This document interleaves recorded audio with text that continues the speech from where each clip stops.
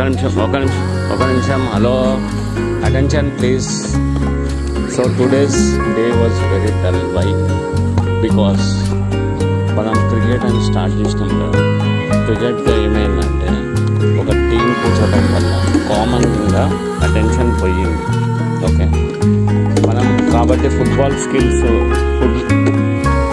బాల్ని ఆపడం చేయడం మంచిగా నేర్చుకుంటే మనం గేమ్ ఆడేమనుకో టైం కూడా తెలియదు. ఓకే, సో మనం రేపటి నుంచి ఫస్ట్ ఏం చేద్దామంటే ఫుట్బాల్ మీదనే కాన్సన్ట్రేట్ చేద్దాం.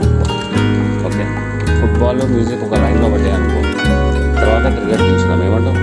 క్రికెట్ కూడా కొంచెం ఎక్కువ మంది కావాలి, అట్లీస్ట్ 5 మెంబర్స్ ఉంటే బాగుంటుంది. ఏమంటారు? ఫీల్డింగ్ కానీ దానికి వాట్ యూ సే సాత్విక్? ఎందుకు ఈరోజు డల్ అయింది చెప్పు నాకు.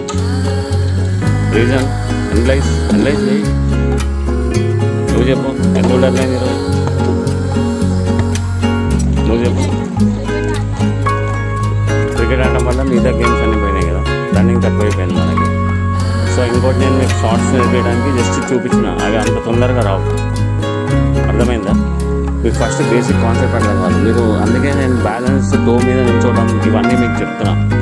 ఇది కొంచెం మంచిగా వచ్చింది అనుకో బ్యాలెన్స్, అప్పుడు షార్ట్ కొట్టడం మంచిగా వస్తుంది. అందుకే ఫస్ట్ డమ్మీ షాట్ ప్రాక్టీస్ చేయాలి. ఓకే, ఇప్పుడు నేను ఫర్ ఎగ్జాంపుల్ ఇప్పుడు డమ్మీ షాట్ ఒకసారి బాల్ కింద పెట్టి చూపిను. బాల్ కింద పెట్టు, అక్కడ పెట్టు. బాల్ని కొట్టద్దు కానీ బాల్ని కొట్టినట్టు పక్కన కొట్టాలి. ఓకే, నేను చూపిస్తాను చూడు ఫస్ట్ కింద. ఓకే జరు ఇగో ఇప్పుడు నేను ఇది కొంచెం గాల్లోకి లేసే చిప్ షాట్ అంటారు కదా, ఏమంటారు? గాల్లోకి లేసే షాట్ని చిప్ షాట్ కొట్టాలంటే ఇట్లా కింద కొడతాం.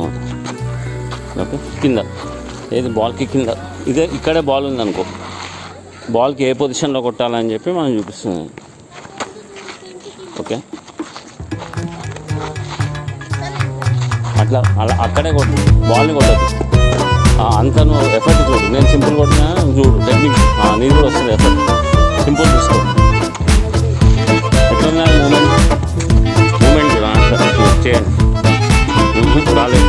Next okay, next